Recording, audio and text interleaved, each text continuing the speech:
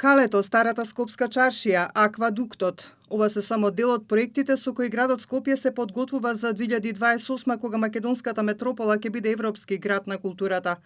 Подготовките се во полнек. На терен се работи на сите овие проекти во соработка со Министерството за култура и со поддршка на владата. Градоначалникот Орце Ѓорѓиевски истакна дека ќе ги искористи како пример искуствата и предизвиците на своите колеги од Кемниц, Нова Горица и Горица, кои денеска беа негови гости. Со овој проект се очекува да се обединат скопјани и да се поттикне туризмот во градот. Планираме во рамки на процесот, а тоа е реконструкција на Калето.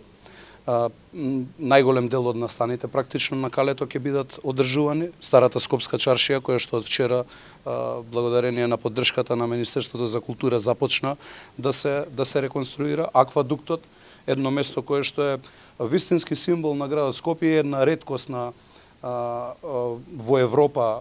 Паралелно, градот подготвува и низа други проекти. Во план е изградба на мегапаркови, а објектот на старата пошта како репрезентативен символ на градот да се претвори во младински хаб.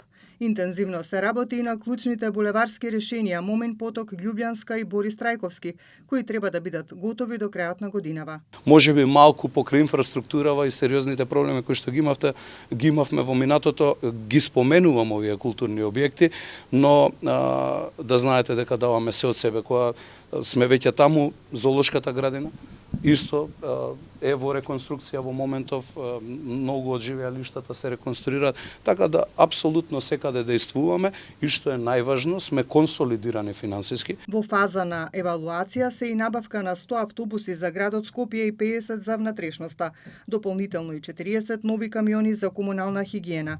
Ѓорѓиевски најави дека до септември ќе почне да работи и киното Милениум.